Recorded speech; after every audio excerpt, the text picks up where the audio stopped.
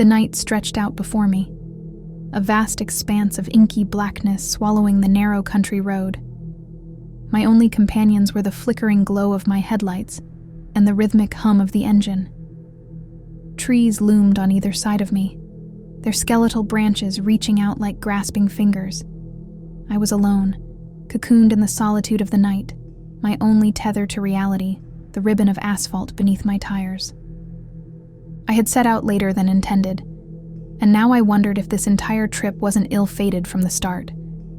As the hours wore on, fatigue settled on me like a shroud. My eyes began playing tricks. Twice now I'd hit the brakes, thinking I'd seen an animal, but no animal ever materialized. The road seemed to coil and stretch endlessly, as if leading me into some unknown abyss. Glancing at the dashboard clock, its digits bathed in an eerie green glow, I realized I'd been driving much longer than I had assumed. Midnight had long since passed, and now a sense of unease crept over me. Had my mind decided to join my eyes in tricking me, causing me to lose hours of my day? My unease turned to dread as my mind tried to rationalize this loss of time. But the harder I tried to make sense of it, the more I felt as if I were losing my grasp on reality. As I continued to drive, the trees, silhouetted against the pale moonlight, became spectral figures, whispering secrets carried by the wind. I shook my head, hoping to dispel the paranoia that now invaded my mind. It was just fatigue, I told myself. And then, in the distance, I saw something. A figure standing at the roadside. My breath caught as my vehicle drew near, the silhouette becoming clearer with each passing moment. A hitchhiker, or perhaps someone stranded in the desolation of the night. They would have had to walk from the opposite direction, for I had passed no stalled-out vehicles on my journey. Nor had I seen any other vehicles for as long as I could remember. My better judgment told me to drive past, but a sense of compassion compelled me to stop. Very few things seemed worse to me than being stuck in these woods alone. I rolled down the window as the figure emerged from the darkness. A woman, her face obscured by her long, disheveled hair. She wore a tattered dress that seemed out of place in the biting cold. "Can you give me a ride?" she asked, her voice a mere whisper. I hesitated, my apprehension growing. Something about the woman felt off. But then the wind caught and pressed her dress against her frail body, and if I had not seen the skin of her face and arms, I would have assumed she was a skeleton beneath that dress. My heart broke for the emaciated stranger before me. I unlocked the passenger door and she slid into the seat beside me. As we drove, she remained silent, her gaze fixed on the road ahead. I stole glances at her from the corner of my eye, unable to discern any details of her face. The atmosphere inside the car grew increasingly tense, and the rhythmic hum of the engine seemed to echo with a discordant melody. "Where are you headed?" I finally asked, my voice coming out strong and friendly, not at all reflecting how I felt inside. Her response sent a shiver down my spine. "Home." A sense of foreboding settled over me. It was as if her single utterance had cleared a fog that now lifted from my mind. I realized now the road ahead was unfamiliar. I had driven this route countless times before, and yet now it was as if I were in a faraway land, seeing everything for the very first time. And then I noticed something odd.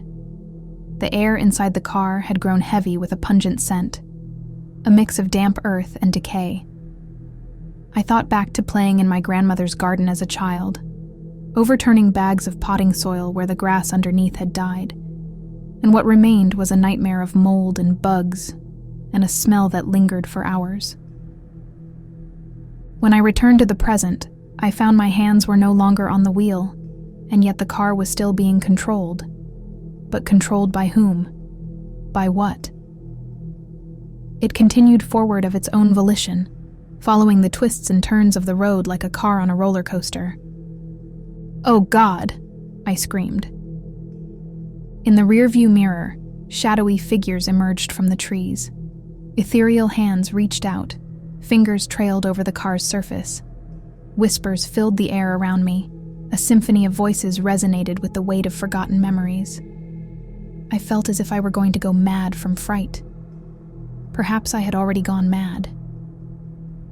Throughout all of this, the woman remained a silent specter, as if witnessing these otherworldly apparitions was nothing out of the ordinary. Yet despite her ambivalence, her presence beside me seemed to help anchor me to reality. And then, all at once, as unexpectedly as they had appeared, the beings were gone. Yet just when I thought the danger was over, the car suddenly came to a halt. I looked and found we were in a clearing, surrounded by towering trees. There was no road ahead, and when I looked into the rearview mirror, the red glow of the taillights showed me a path barely large enough for a hiker, let alone a vehicle to maneuver. It was then that the woman exited the car, as if this clearing was her intended destination all along. I reached out to stop her, but my hand went right through her as if she were made of mist. My heart thudded as she stepped into the beam of the headlights and turned to face me. And for the first time, I saw her eyes. They were hollow orbs that gleamed with an otherworldly light. There was something about them that was both terrifying and beautiful. She turned and began walking.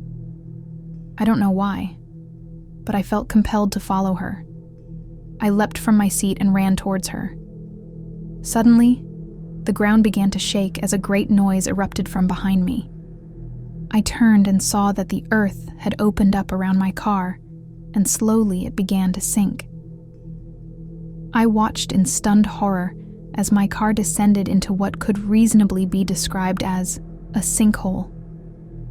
Though what I truly believed I witnessed was the maw of some ancient being that no living soul had ever seen. I stood frozen as I watched the last of my car completely disappear into the unknown abyss. And then once again, just as the apparitions had come and gone, the clearing was once more still and silent. The ground, now illuminated only by moonlight, showed no signs that it had ever been disturbed, let alone that a car had once been in that spot.